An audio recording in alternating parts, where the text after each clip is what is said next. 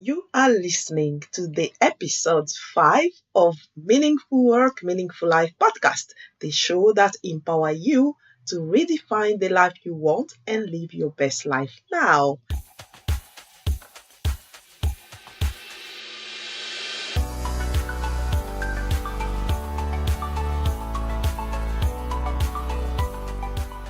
I'm Francine Belei, your host, and I'm thrilled to have you here with me today. Are you at a point in life where you are looking to create more meaning in your work and in your life, make more money, and lead a movement to change the world? Let's have a chat.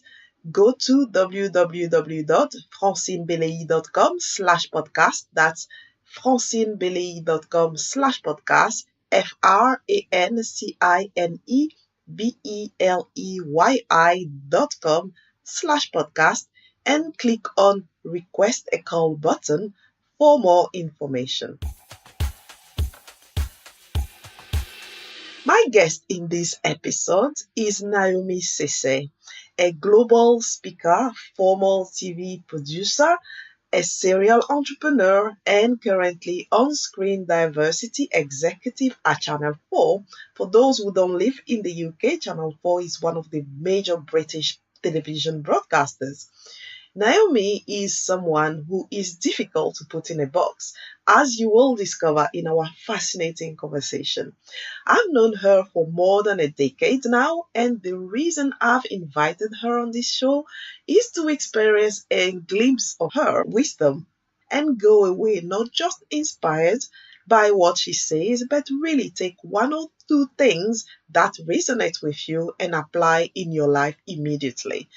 Although I've known her for more than a decade and such a long time now, every time that we have a conversation, I am fully energized with a new sense of possibilities.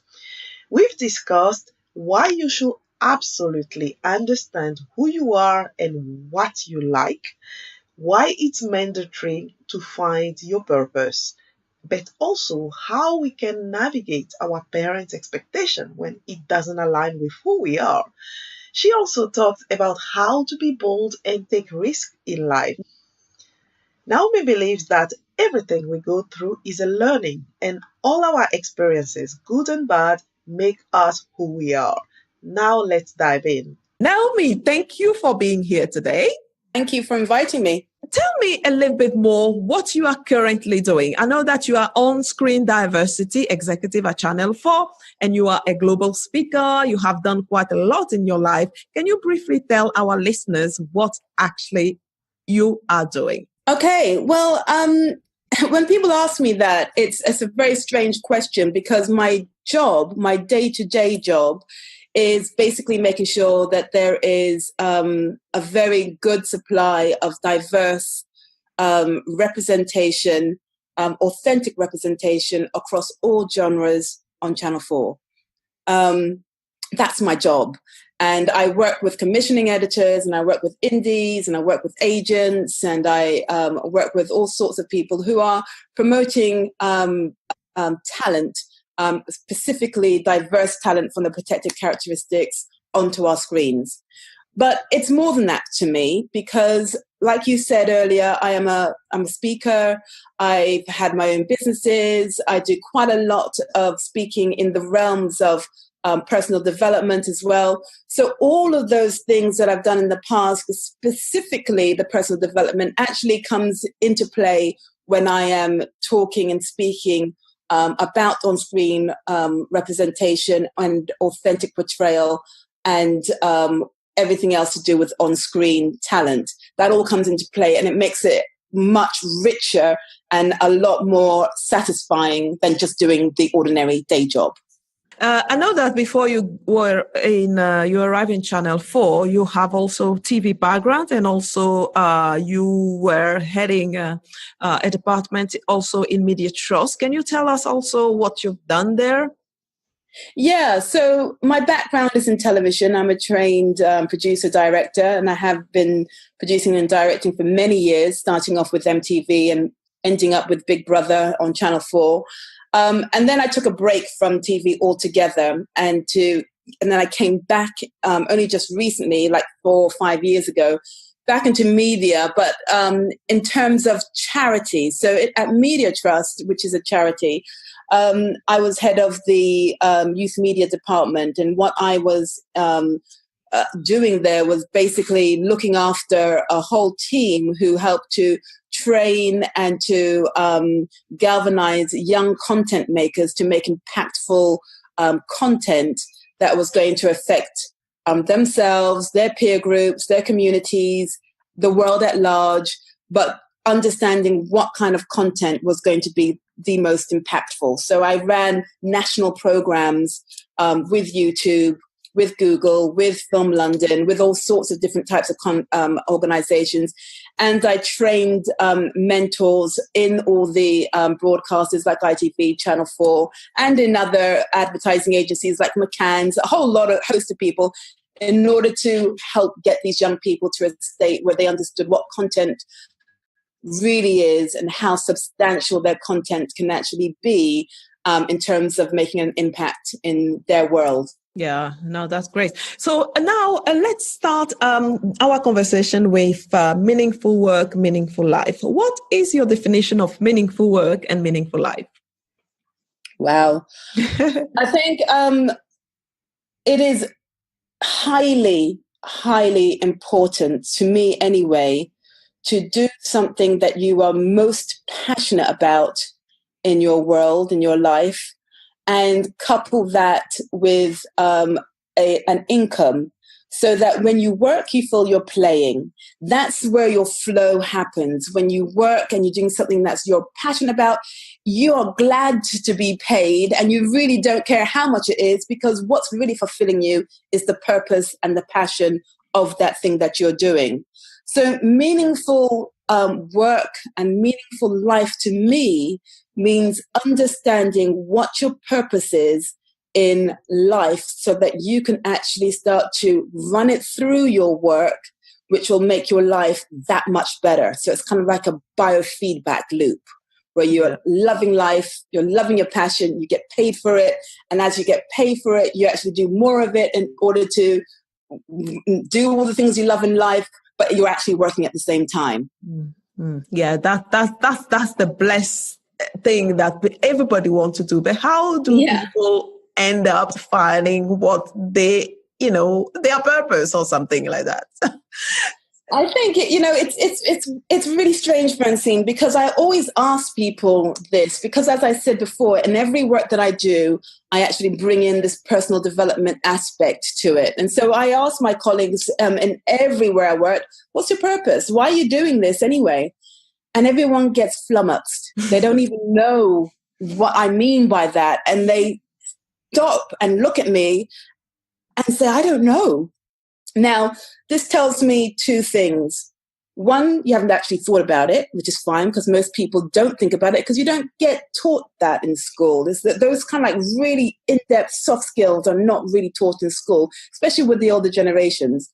And two, the reason why you're doing the things as in your job and not liking it is because you actually have been sold a lie.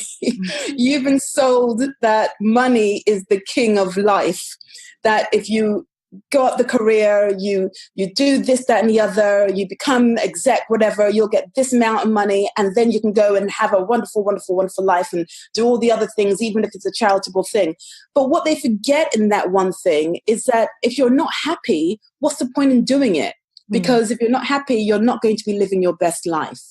And so the real key, and I say this to young people all the time, before you start applying to jobs, understand who you are, what you're doing, and what you absolutely love. What's going to fulfill you the most, even if it's something like, I don't know, it could be that you love braiding hair, or it could be that you just love drawing, or it could be that you love boats. You don't know why you love boats, but you love them. You love the sea. In that, there's a purpose. In the thing you love, there is a purpose. And the reason why you're attracted and resonated with that thing that you love is because there's something that you must be doing on this earth that's going to give meaning not only to you, but to the people around you, because you love doing it. Yeah. And that energy is something that's so powerful. It astounds me that people forget about it when it comes to your career. Yeah, but sometimes you know what you love, and then but you have your parents or other well-wishing people who tell you, no, no, no, no, you can't be doing this. Go and have this job because it pays well. How people can really, decide that they're going to follow what really they feel like doing, regardless what other people are telling them, the wisdom,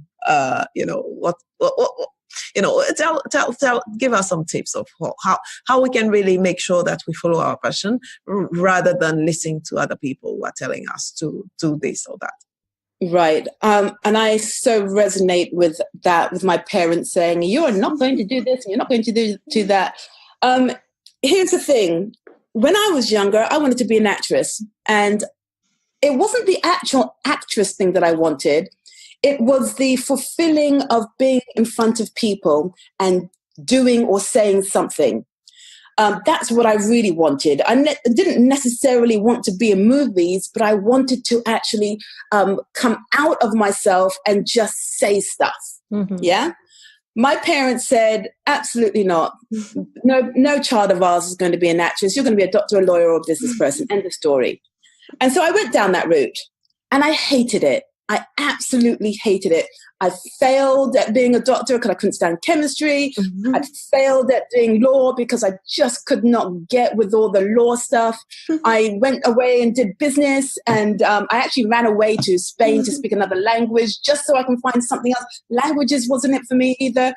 When I got back and I finished my degree and got my dry paper, as my mother would say, I actually applied for television. And at that time, my sister was now a lawyer. She said, Naomi, you need to start paying your way. You need to start creating an income for yourself, to getting a job.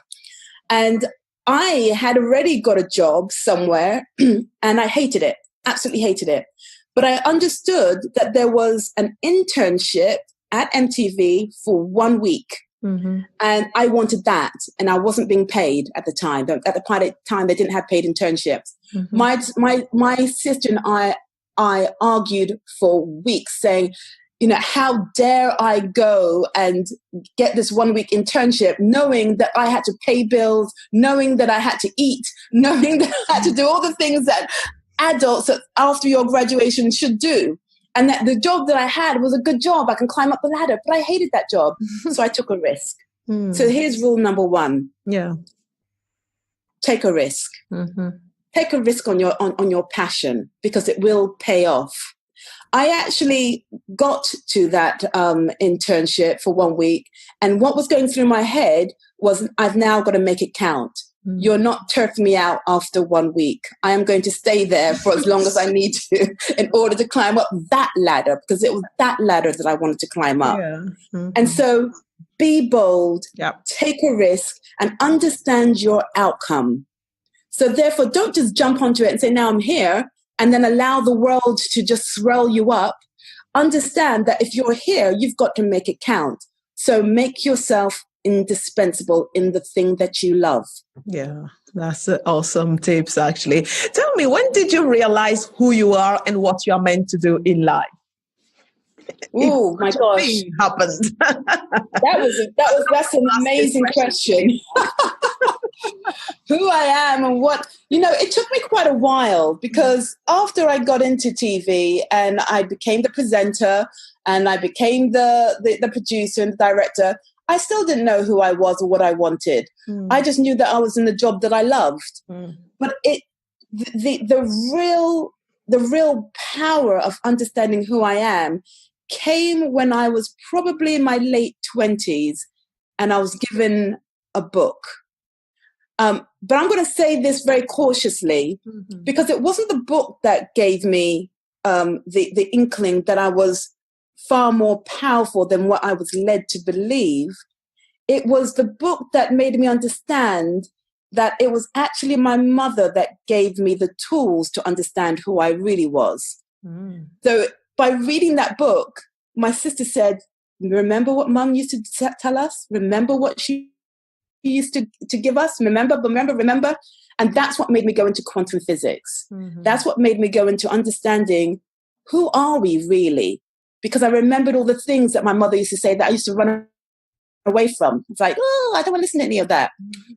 And it was going through that journey of trying to find out, what is this all about, is where I suddenly went into a deeper place of who I really was. And I only understood that when I wrote down what my purpose was, finally. And that took me a period of around about, I don't know, say 5 years to be interviewing quantum scientists, to be interviewing loads of people, to be doing loads of workshops, to be working it through, doing loads of reading, loads of research. And then it just clicked. When I wrote down the purpose, what made me really, really happy in life, I wrote down this one purpose. And that's when I found myself and said, I have arrived. Yeah, that's good. And can you tell us what that purpose was that you wrote? Yes. So my purpose in life is to raise the consciousness of humanity in order to create global peace. Period. Every single thing that I do in my life, whether it's producing, whether it's property investing, which I am a property investor, whether it's doing any kind of normal job, whether it's mentoring, whatever it is, I always go to how do I raise people's consciousness so that they feel so uniquely happy about what it is that they are doing, that they suddenly click in their lives, this is where I want to go. Because that to me shows that they have now suddenly found a little bit of peace within themselves. And if they find a little bit of peace within themselves, it's like having mercury, little dots of mercury just suddenly coming together and then making a bigger pool of mercury, coming together, making a bigger pool of mercury. And that's how you spread global peace, when people are at peace with themselves. So that global idea doesn't have to be so heavy and, oh my God, how are you going to do that? Because we've got war everywhere. If I can do it in my home, I've done it. Do you see what I mean? If I can get somebody else to do it in their home, we've done it together. If I can get someone to do it in their group at work, in their team at work, it's done. Yeah, great. Wow. So tell me, what is one of your toughest moment that you've encountered in life that ended up to be a blessing in disguise? Wow. One of my toughest moments in life that ended up to be a blessing in disguise. I'm going to be very honest here. It was with the relationship with the father of my children. I think that that relationship I had was so tough on me because we were so different. He was so excruciatingly critical of every single thing that I did that it forced me to stand up, one, for myself, and two, to dig deeper on, why am I learning this lesson? Why am I with this particular guy? If I'm experiencing it, there is actually a lesson that I haven't learned yet. And it was a 20-year-long lesson. So I went through this trying to I'm still here with this man. What is it that I'm not learning? I've learned that I can be patient. I've learned that I can actually be compassionate. What is it? And it's only when I suddenly became more lucid, I became more clearer, I became more understanding and more loving to myself, that he suddenly stopped doing the things that he did. He suddenly stopped criticizing me. He stopped bullying me because he saw a completely different person. And me on the other side was saying, bring it. Because the more you bring it, the more lucid I become, the more clearer I become, the more powerful I become, because I get to learn more about how to deal with someone like you that I may have to do in my future. So these are brilliant lessons that I'm learning right now, understanding how do I manage a person like him. When I understood how to manage that and completely diffused the situation.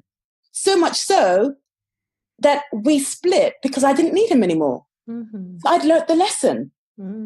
I finally learnt the lesson. and I'm so much more happier. But if any of those people like him come towards me, I know how to deal with it, and it will just diffuse it completely. And I'll be able to change them to my way, or to move it on to another and let it go. Whatever it is, I've learned that lesson. So here's my other tip.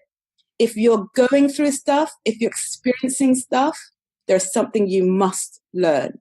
And it's only when you learn it that that situation will be diffused, and you'll see 2020 vision. When you look back, and I wouldn't have been the person I am if that hadn't have happened. Wow, I think that I'll need to go and learn a few lessons based on your insight. So tell me, looking back at your childhood, how has it prepared you to be who you are today?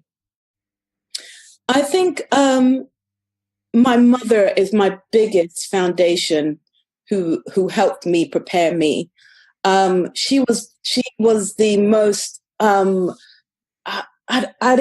compassionate, empathetic woman I ever known. She's very, very, they call her the silent warrior, because she doesn't speak much, but the way she touched you, if you're in problems, the way she said, sit down, what is it that you're learning right now? Those things, she talked about energy, she talked about water, she talked about meditation. In fact, she made us, when we were very young, I was 5 at the time, made us meditate for half an hour every day. And it was to still ourselves, to actually understand that there was power in stillness. So it was my mother that actually paved the way of becoming who I am now. Now, when I was in my teens, I rejected it all. I was like, Mommy, you're cuckoo. There's something going on with you. I don't know what it is, but it's got nothing to do with me. So when I was in my teens, like every child, you want to reject and go out and do your own things. But that foundation of what she gave us was my anchor when I was going through stuff, because I suddenly went into meditation. I suddenly researched about vibration. I understood about compassion. I realized that we are all one in this pool of entanglement. I understood that there were lessons that we were all learning together, and these lessons, on good or bad, are lessons that are powerful.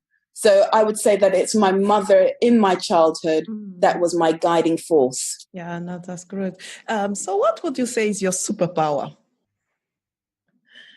I love these questions, Francine. What would I say was my superpower? My superpower is the power of speech. Yeah, I can get onto the...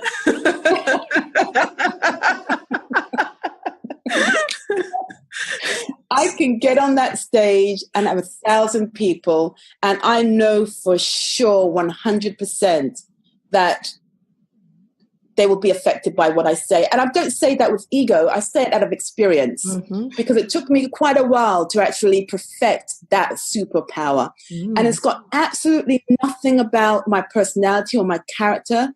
It's to do with real connection and resonance through energy. That's another language. It's not even the words that I use. It's about how do you connect with another human being and see them face to face, so you validate each other.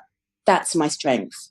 Yeah, that's awesome. So for anybody who is listening right now who doesn't have or feel that they have a meaningful work, how can they transition from where they are now to really get to that place of meaningful work? Well, I think that go back, like you were saying, your childhood has a lot of clues. Look back, what did you love doing when you felt your most freest, your most happiest, your most joyful? What was it you were doing? Were you running in the open air? What were you doing? Were you riding your bike? What is it that you would do for free?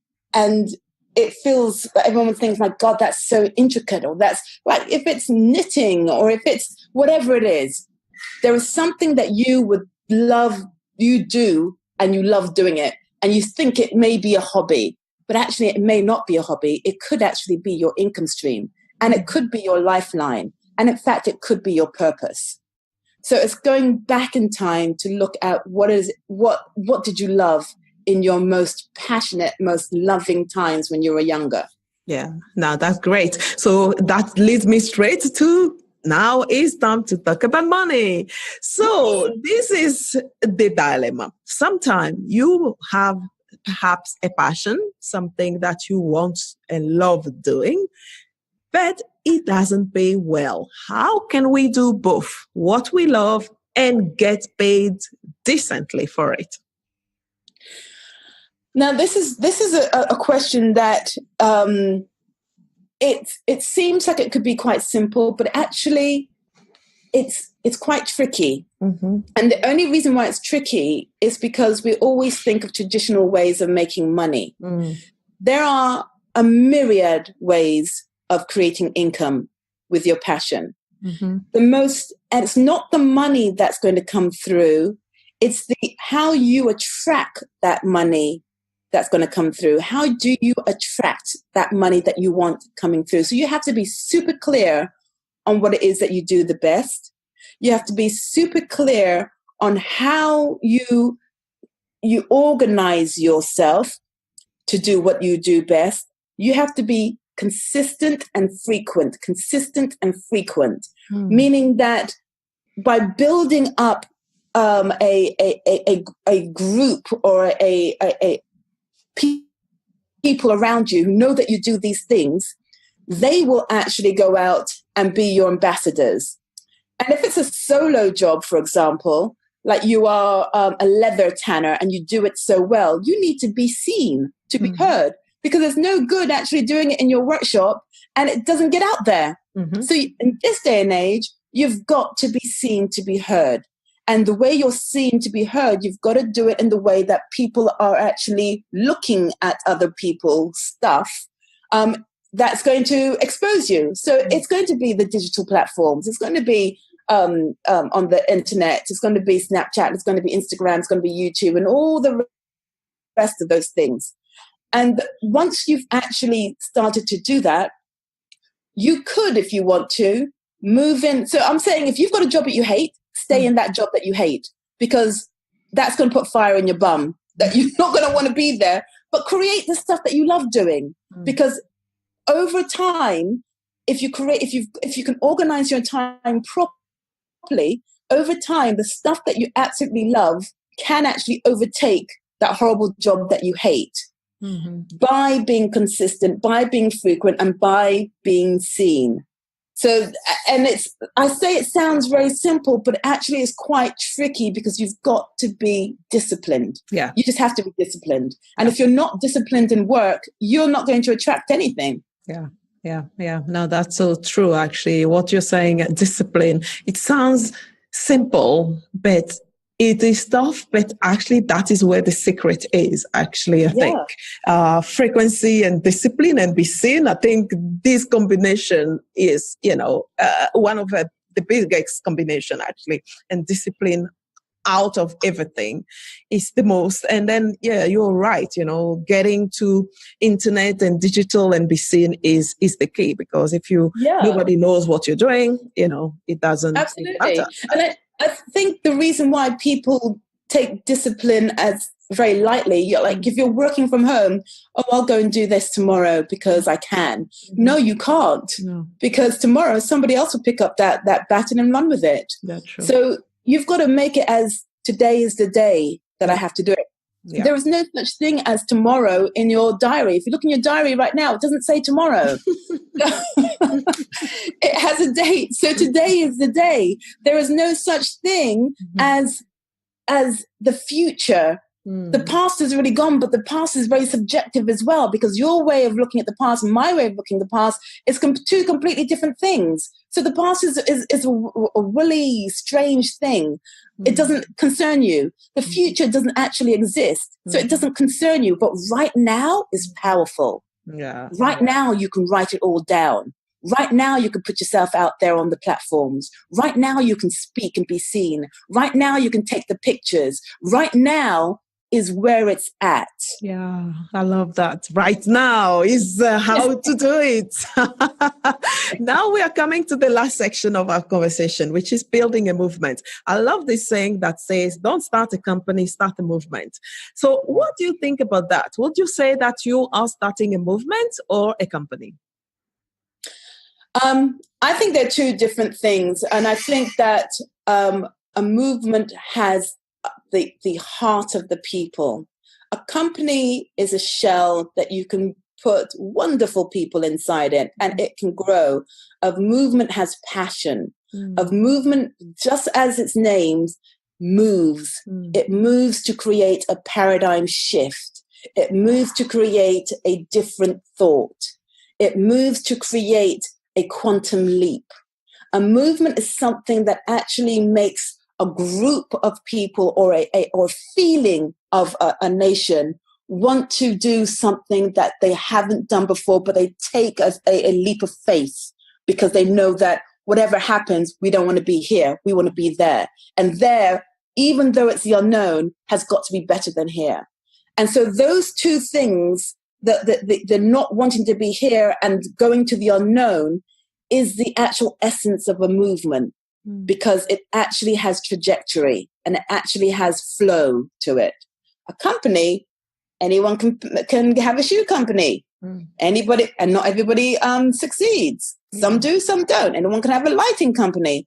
Not everybody succeeds. Some do, some don't. But does there have passion in it? I don't actually go to unless I'm decorating my house, I don't feel passion for lights unless that light has meaning. So whatever you do, put meaning into your company, because your company can create a movement. You can create a movement on its own, and we see this where people are revolutionaries. They create movements. Now we're still in the year of the 100th year of the female vote. That was a movement. It created change. Companies just sell stuff.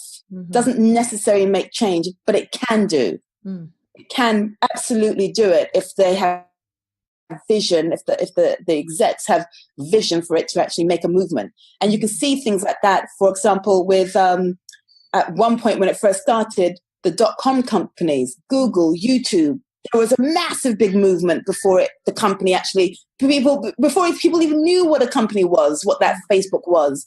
They had people running to it because of connection. So Google connected you, Amazon connected you in sorts of connecting you with stuff that you couldn't see if you weren't on the high street. Facebook connected you, and it's all to do with people and hearts movements. Yeah. So tell me, how do you want to be remembered for? I want to be remembered for the woman who created peace in my heart. So if someone says, if I suddenly cop off tomorrow night, someone says, I remember Naomi, she made me feel so good about myself. I don't even know what she said, but I remember how she felt. I remember how she made me feel. She made me feel this. And they can name whatever it was. I want to be known as that person who with you shine that light of the possibility of your purpose. That's just beautiful. Tell me, if you have to relive life again, knowing what you know now, what will you do and what will you no longer do? Oh, this is so deep. Deep! To relive my life, knowing what I know now, what would I do and what would I wouldn't do? Yeah. You know what? I'm loving what I'm doing right now. So if I changed anything from the past, it wouldn't be what I'm doing right now. So actually, knowing what I know now is what I knew before I came onto this earth would happen. So I've already done that. Would you say that everything that you have to go through was necessary and there isn't anything that you can take off or accelerate? No. there may have been a few things I would have loved to accelerate, like the being with my partner. That learning was painful. I wanted to accelerate that so much. But I think that everything we go through, whether it's adverse or otherwise, is a learning. And learnings, we always learn. And that learning actually colors in the other parts of you that you didn't even realize were there. So those learnings are precious and they're powerful because you can pass them on to other people and help them do the same thing. So no, I wouldn't change. I wouldn't delete. I wouldn't edit anything from my life. I would just allow it to be as it is. So when I look back, I would say I am proud that I went through all of it, because that all of it made me. Yeah. Because even when you say that you wanted to accelerate even the learning of your partner, actually you will not have learned that if it has been accelerated. So and now you can I would have learned it quick time. I would have learned it quick time. It doesn't mean but you can't learn anything when it goes because you don't even understand what's going on. Right, exactly. You have to pause to think. So, the universe gave us the power of meditation and of pause. So in those moments of clarity, we can actually recalibrate ourselves and say, okay, that bit I understood. Let's move on to the next little lesson here. And you just hold your breath and make sure it's not too painful. Yeah.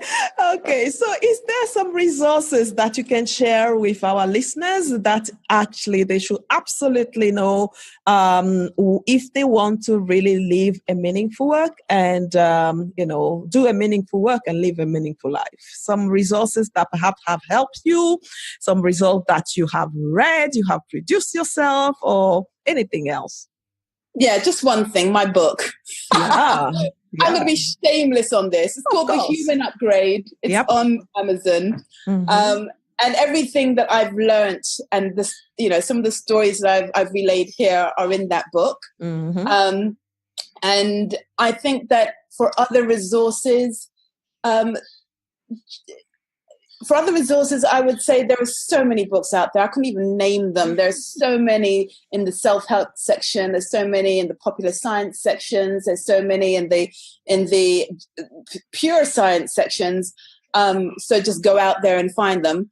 And I think that the most important thing that is a must and not an option, a must and not an option is meditation.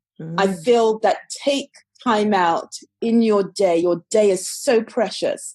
And the day, whether it's 5 minutes, 10 minutes, or 15 minutes, take that out for yourself. That's your time.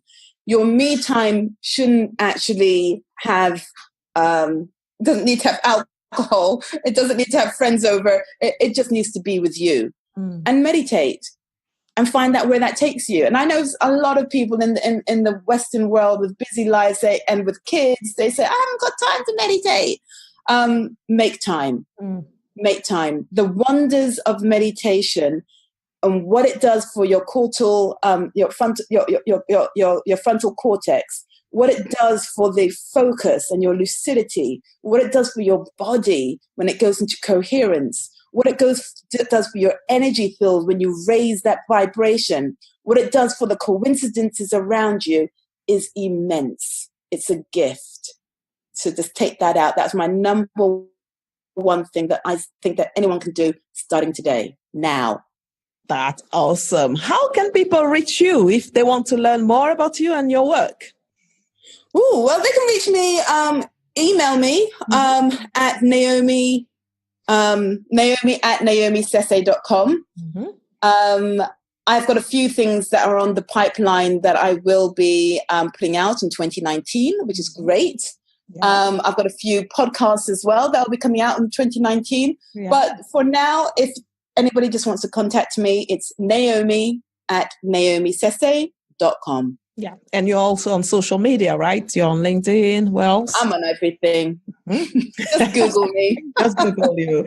That was a pleasure, Naomi. As usual, thank you so much for sharing your wisdom with You're all very our welcome. listeners. It was a really great pleasure to talk to you, and I'll see you sometime soon. See you soon. Thank you so much. Stay blessed. A pleasure.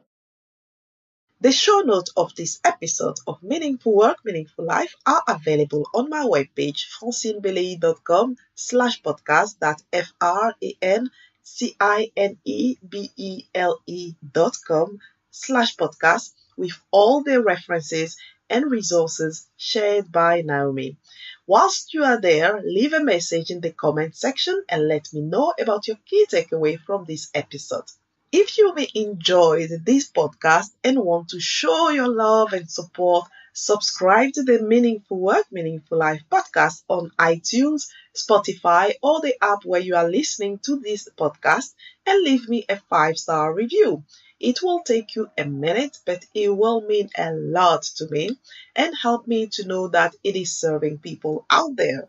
See you next time for a brand new episode. Until then, dream, act, and make an impact. Lots of love.